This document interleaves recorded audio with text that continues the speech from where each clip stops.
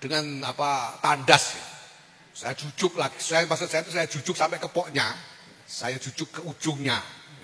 Sebetulnya itu supaya ini enggak dikembang-kembangkan terus. Ya itu kan udah banyak lah di YouTube itu. Saya bilang ini soalnya pokoknya itu ujungnya sudah lihat, ujungnya itu soal husnudzon, itu satu. Karena namanya catatan itu sampean cari ya tidak mungkin lengkap, tidak mungkin coba. Sekarang ini aneh-aneh diskusinya ya, bantah-bantahnya orang-orang itu, ada yang bilang kosongnya 700 tahun. Enggak ada catatan 700 tahun. Terus enggak, ternyata setelah diteliti enggak ada catatan itu cuma 100 tahun. Terus ada lagi, wah cuma 50 tahun dan seterusnya, tapi tidak mungkin lengkap. Tidak mungkin bisa lengkap betul-betul urut itu tidak mungkin. Pencatatan itu membutuhkan tradisi tersendiri dan tradisi mencatat di lingkungan Islam itu tradisi baru, apalagi di lingkungan orang Arab itu tidak bisa nyatat, makanya disebut bangsa ummi itu karena tidak punya kebiasaan mencatat. Nah tapi kan ada riwayat oral dari mulut ke mulut itu ada. Nah sampean kalau mau ngurus itu sekalian nanti sampean ngurus nasabnya Kanjeng Nabi sampai ke Nabi Ibrahim, catatannya sumbernya dari mana kan repot juga. Apalagi sampai Nabi Adam. Nah, sudah repot semua. Jadi saya langsung jujuk ke ujungnya itu, satu ujungnya itu husnudzon. Semua ini husnudzon. Kita berhusnudzon saja. Sudah, itu yang pertama. Yang kedua saya sampaikan yang kedua bahwa asar nubuwah itu bukan cuma silsilah nasab melalui jalur laki-laki itu. Dan sebetulnya silsilah nasab jalur laki-laki itu juga tidak harus jadi pegangan.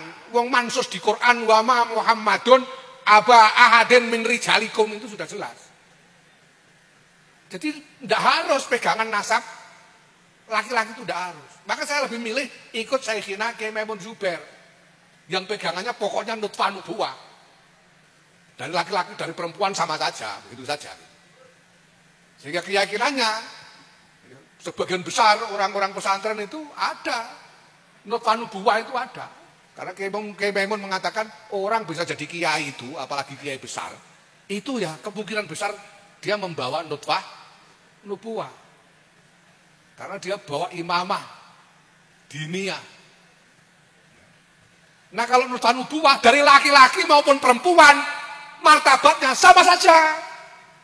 Kalau yang pegang nasab laki-laki harus dimuliakan, yang turun dari perempuan juga harus dimuliakan. Gitu. Ya. Jadi tidak bisa ada pihak yang mengklaim, mengaku saya lebih mulia, saya paling mulia. Ini sama mulianya. Saya hakul yakin Kiai Syafi'i ini juga lahu nutfah nubuwah. Sama mulianya. Walaupun nggak pakai nama fam. Ini semuanya, dan ini biasa di dalam agama. Kita tahu Lailatul Qadar dirahasiakan, walinya Allah dirahasiakan. Ya, waktu mustajab di hari Jumat dirahasiakan supaya apa? Supaya kita memuliakan semuanya tanpa kecuali. Gitu loh. Tidak perlu merasa paling, tapi saling memuliakan. Itu yang paling penting. Itu soal nasab tadi ya. Jadi menurut saya sih ya yang ribut-ribut kurang kerjaan, biarin. Nah kemudian soal musyawarah rakyat. Dan kita ini kan sebetulnya yang asik sepeleng lah ya. Karena kita maklum ada aja orang NU yang kayak siapa Kiai Mainim tadi.